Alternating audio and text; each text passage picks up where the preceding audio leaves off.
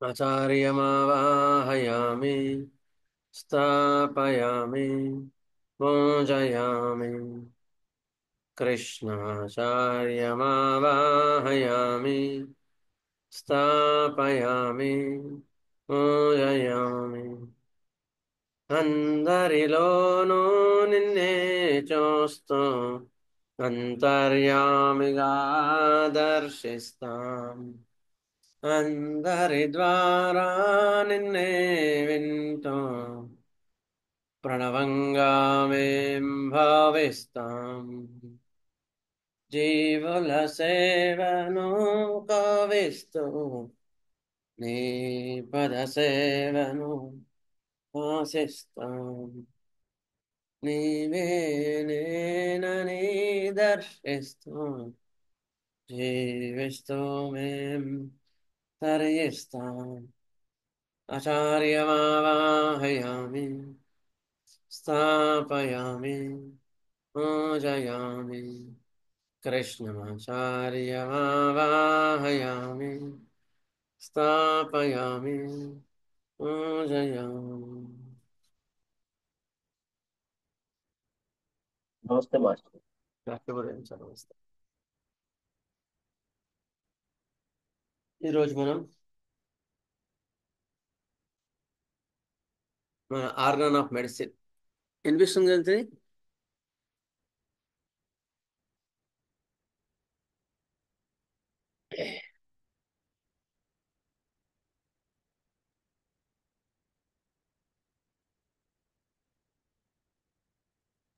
వినిపిస్తుంది sir. Okay, clear. Bhagavad Gita ప్రామాణిక గ్రంథం, ఆర్గన్ ఆఫ్ మెడిసిన్ కదా.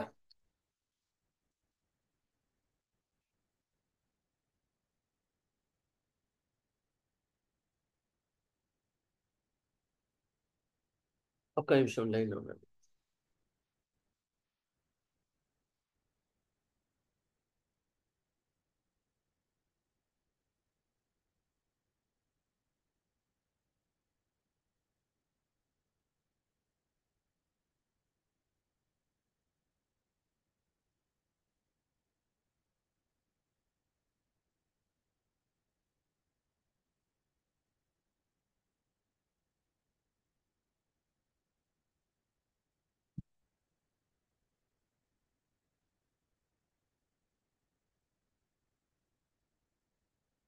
క్లియర్.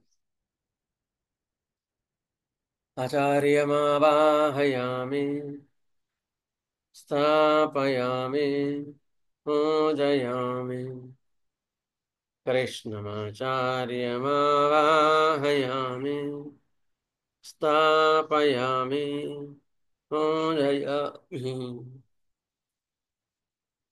అందరిలోనూ నిన్నే చూస్తూ అంతర్యామిగా దర్శిస్తాం అందరి ద్వారా నిన్నే వింటూ ప్రణవంగా మేం భావిస్తాం జీవుల సేవను కావిస్తూ నీ పద సేవను ఆశిస్తాం నీవే నేనని దర్శిస్తూ జీవిస్తూ మేం తరిస్తాం ఆచార్యమావాహయామి స్థాపయామి పూజయామి కృష్ణమాచార్యమావాహయామి స్థాపయామి పూజయామి.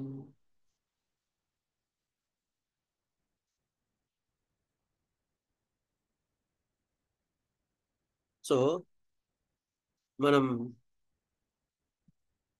మంగళవారం చదువుకునే క్లాసెస్లో లాస్ట్ టైం 12వ పర్సెంట్ చదువుకున్నాం. ఇక్కడ ఏం చెప్పుకున్నామంటే మనకు క్యూర్ చేసేది వైటల్ ఫోర్స్ మాత్రమే అనే విషయం మనం చెప్పుకున్నాం.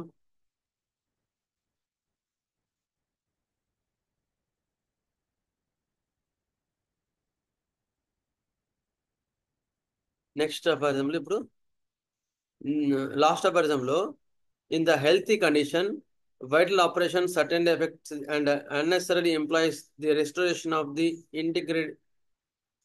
integrity of the vital force and therefore the recovered health of the whole organism.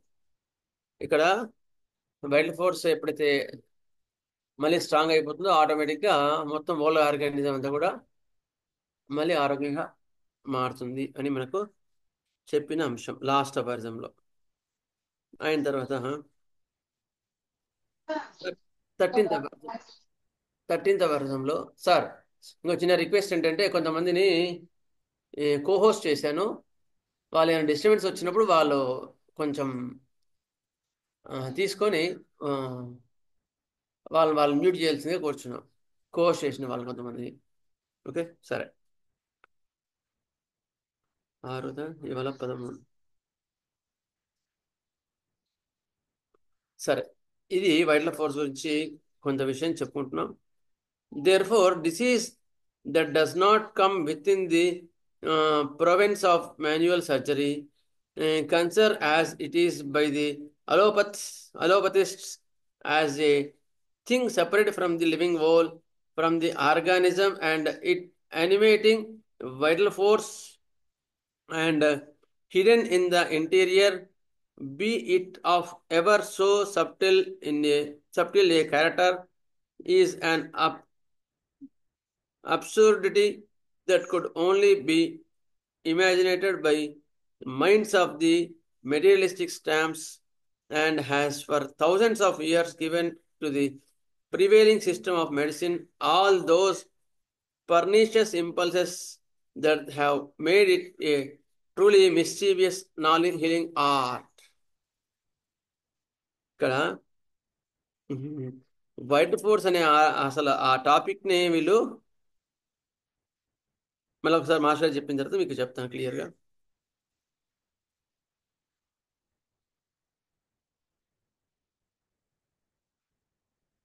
ఒక్కసారి 12 చెప్పిన తర్వాత మీకు క్లియర్గా అర్థమవుతుంది. అందుకని 12 వివరణ ఒకసారి చెప్పిన తర్వాత ఆకలి, దప్పిక, అన్నహితమున్న ఇంద్రియ ప్రవృత్తులు అన్నీ ఉత్సాహము, సంతోషము, తృప్తి, సహనభావమున్న మానసిక ప్రవృత్తులు చక్కబడినప్పుడు వాని ఎందు వికారములు మాయమైనవని అర్థం. ఆకలి, దప్పులు, నీరసాలు ఇవన్నీ ఎప్పుడైతే సెట్ అయినాయో ఆటోమేటిక్గా మళ్ళీ లోపల మానసిక వికారాలని మళ్ళీ చెక్కబడినని అర్థం. అనగా వ్యాధి మాయమైనదని అర్థం. దీనిని బట్టి మధుమేహం ఉన్న వ్యాధులలో మూత్రం చక్కెర మాయమవటం ఉన్నవి వ్యాధి నివారణ నిదర్శనములు కావని తెలియను. అర్థందా? షుగర్ టాబ్లెట్ వేసి ఇవాళ షుగర్ యూరిన్ లేదు అంటే షుగర్ తగ్గినట్ట? ఏం సార్ తగ్గినట్ట? ఇవాళ టాబ్లెట్ వేసుకొని షుగర్ లెవెల్ నార్మల్గా ఉంది, యూరిన్లో షుగర్ ఏం పోవట్లేదు, బ్లడ్లో షుగర్ లెవెల్ ఎక్కువ లేదంటే వ్యాధి తగ్గినట్ట? కాదు. అది చెప్తున్నాను ఇక్కడ. అది మనం అర్థం చేసుకోవాల్సిన విషయాలు.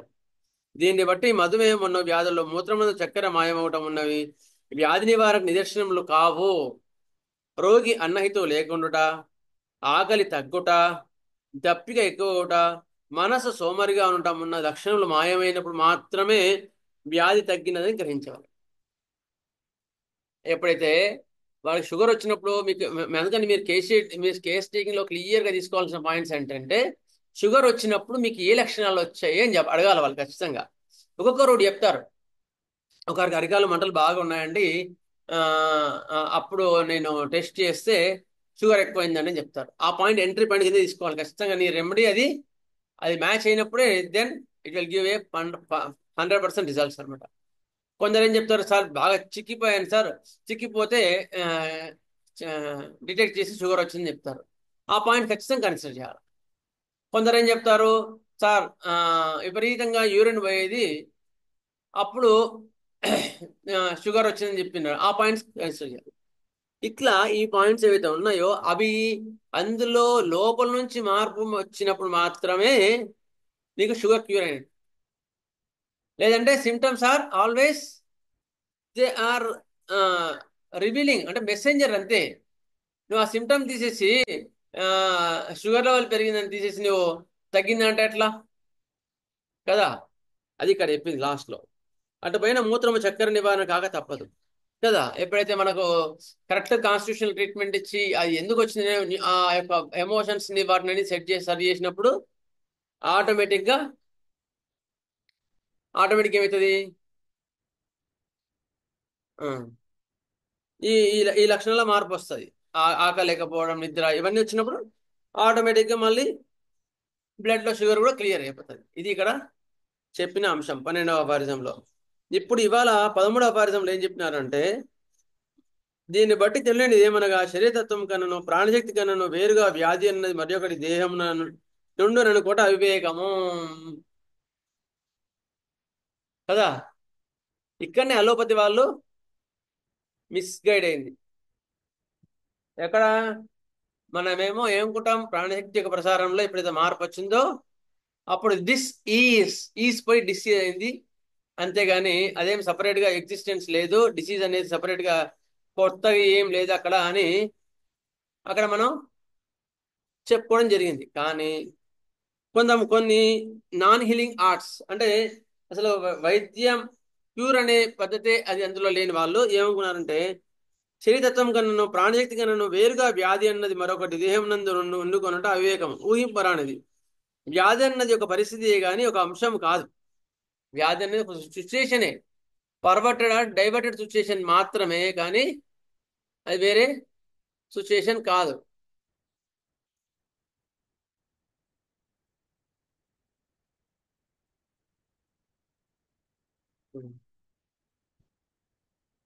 ఒక సిచ్యుయేషనే కానీ ఒక అంశం కాదు. షుగర్ వచ్చిందనుకో, షుగర్ అంటే ఏంటి, there is some disturbances in the body. అది ఎక్కడ వచ్చిందని కనుక్కోగలిగితే దాన్ని క్యూర్ చేయడమే వైద్యం. అంతేగాని నీకు షుగర్ వచ్చిందండి కొత్త అంటే ఎక్కడి నుంచి వచ్చింది, అమెరికా నుంచి వచ్చిందా, కదా, కాదు కదా. అట్లా అది గమనింపదగిన వికారములను పుట్టించుటకు కారణమైన పరిస్థితి. ఈ వికారంను చూచు వారిలో నేమియూ తెలియని వారు కూడా గమనింపగలరు. ఈ వికారంను చూచిన వారిలో నేమియూ తెలియని వారు కూడా గమనింపగలరు, కదా. ఎవరికి కొత్త తెలియాల్సిన అవసరం లేదు. ఇంట్లో చదువుకుని ముసలి వాళ్ళు కూడా వాళ్ళు చెప్తారు. ఏం చెప్తారు, ఎందుకో రెండు చిక్కిపోతున్నాయి ఈ మధ్య, కొంచెం చూపించుకో, ఏదో కనుక్కో అంటారు. అదనమాట. ఈ వికారం చూచువారిలో ఏమీ తెలియని వారు కూడా గమనింపగలరు. శిక్షణ పొందిన వైద్యుడైతే మరింత స్పష్టంగా గమనింపగలడు. ఎందుకు అంటే ఈస్ వెల్ స్టడీడ్ కనుక డాక్టర్కి వెళ్ళి చూపించుకుంటే మళ్ళీ డాక్టర్ దగ్గరికి వెళ్తే సార్ పలానా థైరాయిడ్ ఎక్కువైందనో లేకపోతే షుగర్ ఎక్కువైందనో చెప్తారు. సముద్రం అందున్న శక్తియు జలమును సముద్రం కన్నా వేరు కాదు. వాని నుండి తరంగము వేగంతో లేచి కొండవలె కనిపించును. సముద్రం కన్నా వేరుగా తరంగమును గమనించున్నాము. ఎక్సలెంట్ ఎగ్జాంపుల్స్ చెప్తారండి కే గారు. ఇప్పుడు సముద్రం తరంగం వచ్చింది అనుకోండి, తరంగం పెద్ద వచ్చింది అనుకోండి, అది తరంగం వేరు, అల వేరు, సముద్రం వేరా. సముద్రం యొక్క అంతర్భాగమే ఇది. అట్లా ఒక షుగర్ కానీ బీపీ కానీ థైరాయిడ్ కానీ అది వేరే ఎగ్జిస్టెన్స్ లేదు, అది వేరే వ్యాధి కాదు. ప్రాణశక్తి ప్రసారం లోపల ఎక్కడో డిస్టర్బ్ అయింది, ఏదో కారణాల వల్ల డిస్టర్బ్ అయింది. ఆ డిస్టర్బెన్స్ సెట్ చేస్తే ఆటోమేటిక్ క్లియర్ అవుతుంది. అంతేగాని అది పట్టుకోకుండా ఆ డిస్టర్బెన్స్ అవన్నీ మాకు తెలియదండి, షుగర్ వచ్చిందని అంటే షుగర్ వైద్యం లేదు. ఎందుకు, you are not considering a disease, అంటే you did not founded the disease root, only you are palliating or you are maintaining the levels, కదా. అంది ఇక్కడ చెప్పింది అనమాట, ఇక్కడ హనుమాన్ గారు చెప్పింది. సముద్రం కన్నా అలలు వేరుగా తరంగంను గమనించున్నాము. అంత మాత్రం నా తరంగమును మరి ఒక వస్తువు కొత్త వస్తువు సముద్రం పైకి లేచినది అనవచ్చునా. తరంగము సముద్రమందలి యొక్క తాత్కాలిక పరిస్థితి గాని మరి ఒక వస్తువు కాదు. అయినను సముద్రం కన్నా వేరే లక్షణము కలిగి వేగము ఎత్తు కలిగి ఉండును. జాగ్రత్త లేనిచో స్నానం చేయి వారిని ఎత్తి తలకిందులుగా పడవేసి ముక్కుల నోట ఇసుక నీరు కొట్టి ఉక్కిరిబిక్కిరి చేయగలదు. అట్లే వ్యాధి అన్నది మనలోని ప్రాణమను సముద్రం నందలి సంచలనం వలన పుట్టిన తరంగం వంటిదే గాని మన దేహం వేరుగా ఒక చోట గుర్తింపబడినది కాదు. అయినను జాగ్రత్త వహింపనిచో బాధలలో ముంచె ముంచెత్తి చంపును. వ్యాధి అనేది ఇది మాత్రం మైండ్లో పెట్టుకోగలిగితే మనం వైద్యాన్ని సంపూర్తిగా చేయగలుగుతామండి. ఇక్కడ ఏమంటున్నాడు, వ్యాధి అన్నది ప్రాణశక్తి లోపల సంచలనం లోపల పుట్టిన తరంగముల వంటిదే. మన దేహం వేరుగా ఒక చోట గుర్తింపబడినది కాదు. సపరేట్గా వేరే డిసీజ్ అంటూ లేదు. ఓకే, మన లోపల ప్రాణశక్తి ఏతుందో ఆ ప్రాణశక్తి యొక్క ప్రసారం ఎప్పుడైతే మార్పు డిఫరెన్స్ వచ్చిందో దాన్ని డిసీజ్ అంటారు. ఈజ్ కూడా డిసీజ్ గుర్తుపెట్టుకోండి. అంతేగాని వేరే సపరేట్గా ఈ డిసీజ్ వచ్చిందండి, డిసీజ్ వచ్చిందంటే ఏముంటది, ఎక్కడి నుంచి బయట నుంచి వస్తుందా, రాదు. అయినను జాగ్రత్త వహింపనిచో బాధల్లో ముంచెత్తి చంపును. వ్యాధి సోకిన వాని మొగము చూచినచో పామర్లకు కూడా అందలి మార్పు కనిపించును. నీ వంటిలో బాగుండలేదా అట్లున్నావేమిటి అని ప్రశ్నింపగలరు. కదా, ఎరా ఏందిరా ముఖం చిక్కిపోయిందిరా అంటారు. తలనొప్పి మనకు బాధలు లేకున్నాను ఈ మార్పు తెలియచూనే ఉండును. కదా, ఏ ఇబ్బంది లేకపోయినా ముందే జనాలు గమనిస్తారు. అదే ప్రాణశక్తి ప్రసారంలో మార్పు సంభవించినట్టు దాన్ని పట్టుకొని మనం ఇంకా సులభంగా వాళ్ళని గుర్తించవచ్చు. అది ఇక్కడ చెప్పింది. అయితే దాన్ని డిసీజ్ అనుకుంటుంటారు మన వాళ్ళు. ఏది ఏదో సపరేట్గా ఒక ఒక డిసీజ్ లోపల ఉంది అని అనుకుంటారు అనమాట. అంటే వ్యాధి యొక్క నిజ స్వరూపాన్ని ఇందులో చెప్తున్నమాట. వ్యాధి యొక్క నిజ స్వరూపం ఏంటి అంటే ప్రాణశక్తి ప్రవృత్తిలో మార్పులే కానీ సపరేట్గా వేరే వ్యాధులు కావు. కావు కావు కావు. సపరేట్గా వ్యాధి ఉందంటే దాన్ని క్యూర్ చేయడానికి మళ్ళీ ఎక్కడో వెళ్ళాలి. అట్లా కాకుండా ఇక్కడ ఏం చెప్తున్నారు, ప్రాణశక్తి యొక్క ప్రవృత్తి ఎందుకు మార్పులో వచ్చింది దాన్ని క్యూర్ చేయగలిగితే ఆటోమేటిక్గా ఇది సెట్ అవుతుంది. ఎగ్జాంపుల్ చెప్తాను ఒకసారి, మీకు అర్థం అర్థమవుతుంది. ఒక ఆయన వచ్చాడు, మంచి ఆజానుభావుడు.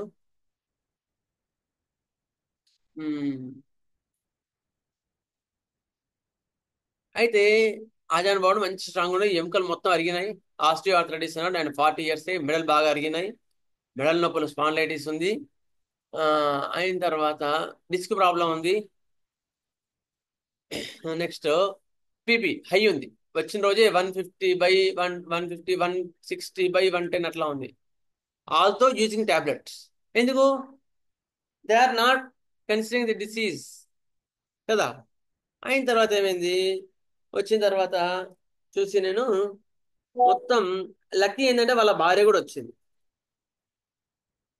సో వాళ్ళ భార్య కూడా కేసీట్ తీసుకున్నప్పుడు మన లక్కీ ఏంటంటే మన డిస్పెన్సరీస్ లో, మాస్టర్ హోమియో డిస్పెన్సరీస్ లో కుటుంబంగా వచ్చినప్పుడు మనకి ఎక్కువ ప్రయోజనం చేకూరుస్తాం వాళ్ళకి. వాళ్ళ భార్య వచ్చినప్పుడు చాలా డామినేషన్ సార్, అసలు మాట్లాడనీయడు. ఆయన ఎప్పుడు మిగతా వాళ్ళని ఎప్పుడు డామినేట్ చేస్తూ మాట్లాడుతూ ఉంటాడు అనమాట. ఇంట్లో వాళ్ళని కూడా, సార్ చూసావా నేను గమనించాను నువ్వు గమనించలేదు అన్నట్టు మాట్లాడుతూ ఉంటాడు ఆయన. అంత డామినేషన్ ఉంటుంది సార్, అట్లనే ఏం కాదని చెప్తాడు. చాలా స్ట్రాంగ్ పర్సన్. ఆయన చూసి ఫర్రం మెట్ 200 డోస్ వేసా. ఇచ్చిన తర్వాత మళ్ళీ సరే మోకాళ్ళ నొప్పులు 1 monthకి చాలా కూడా తగ్గిపోయినాయండి. మెడల నొప్పులు తగ్గినాయి. ఫస్ట్ మెడల నొప్పి ఎందుకు వచ్చిందంటే ఆయన స్ట్రాంగ్ డామినేటింగ్ పర్సన్. ఆయన ఆయన విషయాన్ని పాపం ఎంతసేమని ఇంట్లో వాళ్ళు కాదని వాళ్ళు హైదరాబాద్ పోవడం జరిగింది. అప్పుడు ఆయనకి కొంచెం బాధ వేసింది. అప్పుడు ఇది స్టార్ట్ అయినట్టుంది. Anger from contradiction. కదా, ferrum metallicum. All complaints from contradiction. ఎప్పుడైతే ఆయన అన్నదానికి కాదు అంటే ఇంక అప్పుడే ప్రాబ్లమ్ స్టార్ట్ అవుతాయి. ఫెర్రమెట్లో దర్ ఈస్ ద ఎయిల్మెంట్ అంటారు దాన్ని. అయిన తర్వాత చూసుకొని ఫెర్రమెట్ 200 ఇస్తే నెక్స్ట్ మెడ నొప్పులు మొత్తం తగ్గిపోయినాయండి. తర్వాత మోకాళ్ళ నొప్పులు తగ్గినాయి. తర్వాత 2-3 months చూస్తే బీపీ కూడా తగ్గింది, 110/70కి వచ్చింది. మళ్ళీ నెక్స్ట్ మంత్ కూడా వెయిట్ చేశా, అప్పుడే తగ్గితే బీపీ టాబ్లెట్ బంద్ చేయలే. బీపీ టాబ్లెట్ అట్లే ఉంచామని చెప్పేసి 110/70. నెక్స్ట్ మంత్ చూస్తే కూడా 110/70కే ఉంది. అప్పుడు ఏం చేసాం, ఆఫ్ చేసాం టాబ్లెట్. 40 mg ఉండేది 20 mg చేసి వాడుకోమన్నాం. నెక్స్ట్ మంత్ కూడా అట్లా అంతే రీడింగ్ ఉంది. సో మళ్ళీ ఇప్పుడు కూడా తగ్గించి ఒక 2-3 months తర్వాత కంప్లీట్గా మానేయడం జరిగింది. నిన్న కూడా వచ్చారు, ఆయనకి కంప్లీట్గా మెడల నొప్పులు లేవు, మోకాళ్ళ నొప్పులు లేవు, మెడల నొప్పులు లేవు, హాయిగా ఉన్నాను సార్ నేను అని. బీపీ చూస్తే నార్మల్ ఉంది. దాదాపుగా టాబ్లెట్ మానేసి కూడా ఆయన వాడబట్టి దాదాపుగా 7-8 ఏళ్ళు అయింది. దాదాపు 5-6 నెలల నుంచి టాబ్లెట్ అవసరం లేదు, కంప్లీట్ నార్మల్ ఉంది. Is clear now. మోకాళ్ళ నొప్పులు తగ్గినాయి, నడుము నొప్పి తగ్గింది, ఆయన దాదాపుగా ఎంతమంది తీసుకొచ్చుంటాడు అంటే ఎంతమంది, ఎందుకు నాకు తగ్గింది, మా వాళ్ళని తగ్గియండి సార్, మా వాళ్ళని తగ్గియండి సార్, మా చుట్టాలు తగ్గియండి సార్ అని అంటే చెప్తున్నాను. How the cure will be. అంతేగాని సపరేట్గా మనం ఏమైనా ఫెర్రమెట్ అని ఏం చేసాం? ఫెర్రమెట్ మందు ఎందుకు ఇచ్చాం చెప్పండి? ఫెర్రమెట్ మందు ఎందుకు ఇచ్చాం? ఫెర్రమెట్ లో ఉన్న లక్షణాలు అతనిలో ఉన్నాయి కాబట్టి అది ఇచ్చామా, అది తగ్గింది. అక్కడ మన పర్పస్ ఏంది? డామినేషన్ వల్ల sir. Eliminate elements from combination వల్ల డామినేషన్. ఇచ్చినాం కానీ సిమ్టమ్స్ వల్ల సరిపోయింది. ఓకే, ఇంకా ఇవాళ మనం చెప్పుకున్న అపార్థం ఏంటి? వ్యాధి అనేది సపరేట్ గా ఏమీ లేదు, వైటల్ ఫోర్స్ లో మార్పులు ఏవైతే ఉన్నాయో దాన్ని వ్యాధి అంటారు అని. మనం ఏమైనా షుగర్కి ఇచ్చేది మోకాలు నొప్పులకి ఇచ్చామా? బీపీకి ఇచ్చామా? డిస్క్ ప్రాబ్లంకి ఏమైనా ఇచ్చామా? చెప్పండి. ఏం సార్, దేనికి ఇచ్చాం మనం? మనం ఫెర్రమెట్ మందు దేనికి ఇచ్చాం? రోగికి ఇచ్చాం మనం. మానసిక మానసిక ప్రాబ్లంకి ఇచ్చాం సార్, ఆయనకున్న మానసికమైనటువంటి వ్యాధి. ఇంకా సరే, ఇంకా ఇంకొంచెం యాక్యురేట్ రావాలా ఆన్సర్? ఆయన కాదని వాళ్ళు బయటికి వెళ్ళారు, కాంట్రాక్ట్ చూసి దానికి ఇచ్చారు. ఓకే, ఇంకా ఆయన మొండితనం సార్, ఆయన మొండిగా ఉండి వ్యవహరిస్తుంటే ఆ స్వభావాన్ని మార్చడానికి ఇచ్చినాడు. ఇంకా గుడ్, ఇంకా యాక్చువల్గా ఏం జరిగింది అంటే నేను అనుకున్నది జరగాలి. ఆ? నేను అనుకున్నది జరగాలి. ఓకే, ఇంకా అయ్యా స్వభావం మరి ఇన్ని రోజుల నుంచి కూడా ఉంది కదా మరి. ఆయన ప్రాణశక్తిలో వచ్చిన మార్పును గమనించి దానికి మందిచ్చారు సార్ అది. Exactly correct. ఆ ఇంట్లో అంతవరకు పరిస్థితులు ఏమున్నాయి, వాళ్ళు ఏమంటే అవి జరిగింది. సో ప్రాణశక్తిలో మార్పు జరగలేదు. ఎప్పుడైతే అన్నదానికి కాదు అని ఎప్పుడైతే ఆన్సర్ వచ్చిందో, లేకపోతే విషయాలు వచ్చినాయో, సందర్భాలు వచ్చినాయో, అప్పుడు ఏమైంది? ప్రాణశక్తిలో మార్పు వచ్చింది. దాన్ని ఒక నెక్ నెక్ అరగడం అంటారు. దాన్ని ఏమంటారు? Esteem wounded. నాకు గౌరవం పోయింది, లేకపోతే నా గౌరవం, నేను మాట గౌరవం ఉంది అనే ఫీలింగ్ ఉంటుంది. అప్పుడు అది వచ్చింది కదా. అప్పుడేం చేసాం మనం? అప్పుడేం చేసాము? మొగలు నడువులు అరిగదానికి ఏమేమి లే. కాన్స్టిట్యూషన్ లో ఆ లక్షణాలు అయితే లక్షణాలు శరీరం వైటల్ ఫోర్స్ డిరేంజ్ కావడం వల్ల తెలియజేసిందో ఆ లక్షణాలని క్రోడీకరించి అదే లక్షణాలు ఉన్న మందిని మ్యాచ్ చేసినప్పుడు అదేం చేసింది? వైటల్ ఫోర్స్ ని స్ట్రాంగ్ చేసింది. ఆటోమేటిక్ ఎప్పుడైతే వైటల్ ఫోర్స్ స్ట్రాంగ్ అయిందో ఇంట్లో ఆటోమేటిక్ డిసీజ్లన్నీ వెళ్ళిపోతాయి. దెన్ మిగిలిందే ఆరోగ్యము, అనారోగ్యం లేనే లేదు కదా. అట్లా అనమాట. అట్లా మనం దాన్ని వైద్యాన్ని పరిపూర్ణంగా చేసుకోగలిగిన కెపాసిటీ, దాని యొక్క సామర్థ్యం హోమియోపతిలో మాత్రమే ఉంది. అట్లా. ఓకేనా? క్లియరా?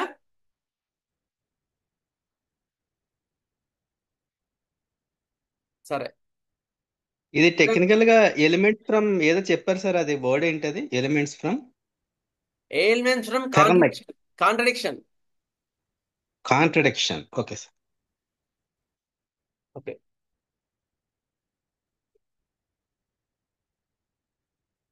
ఒక ఆమెకి షుగర్ కూడా చాలా హై ఉంటాయండి. ఎంత హై ఉంటే అంత హై ఉండే ఆమెకి. అయిన తర్వాత ఏమైంది?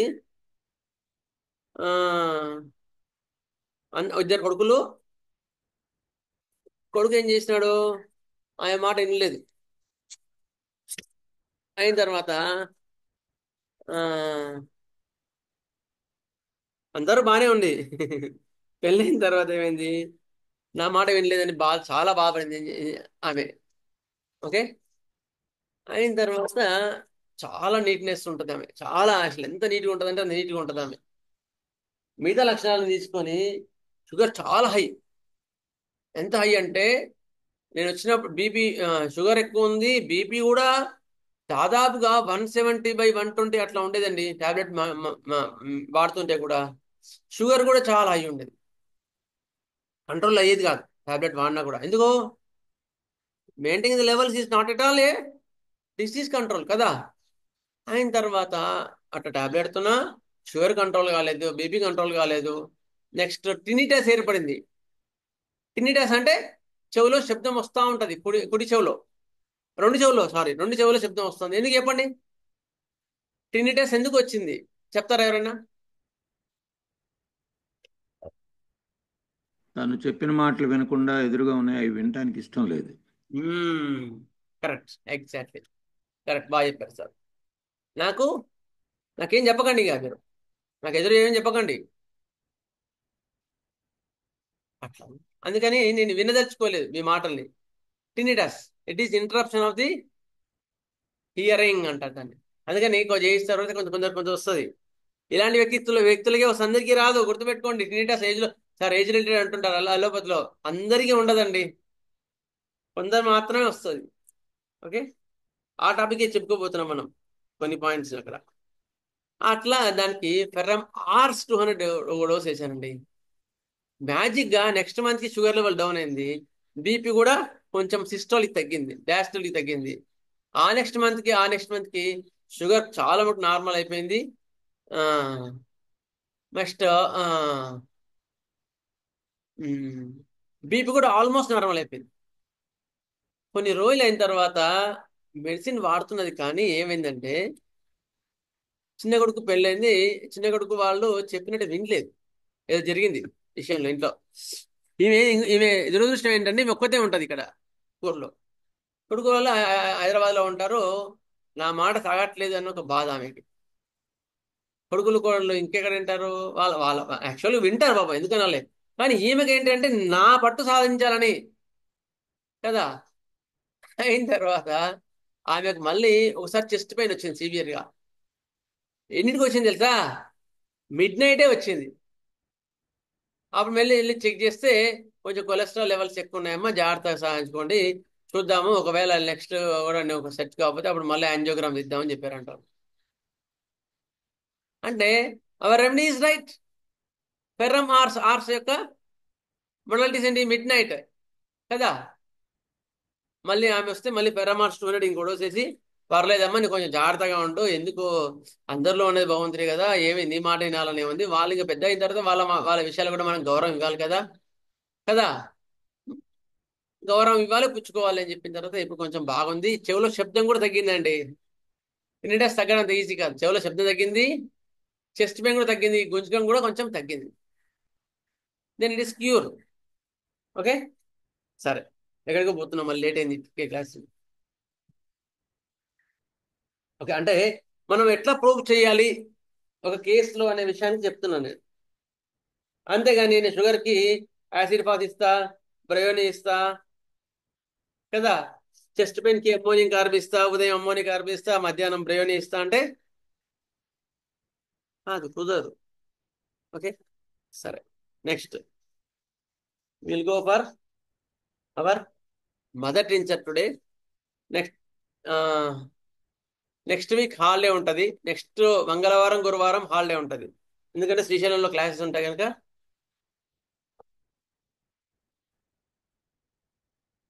నెక్స్ట్ మంగళవారం, నెక్స్ట్ గురువారం హాలిడే. సరే, లాస్ట్ టైం మనం ఏం చేసాం? ఏ మదర్ టీచర్ చెప్పుకున్నాం?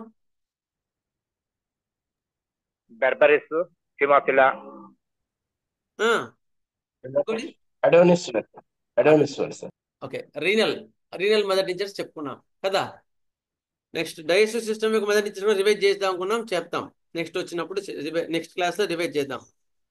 ఓకే, సార్ ఇంకొక మదర్ టీచర్ మూర్తి గారు నోట్స్ కూడా పెట్టారు. సార్ చెప్పండి. మూర్తి గారు నోట్స్ కూడా పెట్టారు. చాలా థ్యాంక్ యూ సార్, మూర్తి గారు చక్కగా నోట్స్ తయారు చేసి మాకు అందించారు. మేము ఒకసారి రివైజ్ చేసుకోండి, మాకు అవకాశం కూడా ఉంది కనుక మేము దాన్ని ప్రింట్అవుట్ తీసుకోవడానికి చాలా చక్కగా ఉంది. కృతజ్ఞతలు sir.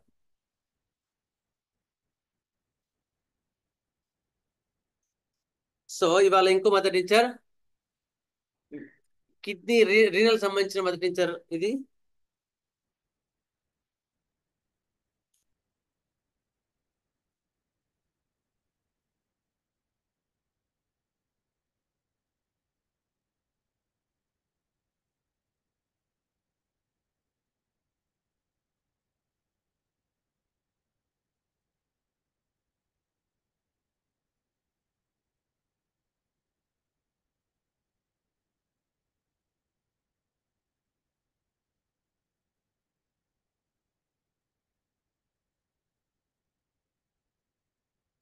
Tribulus టెరెస్టిస్.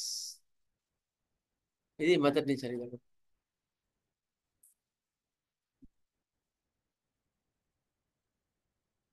Plant long history of use in traditional medicine. It is found in various regions around the world.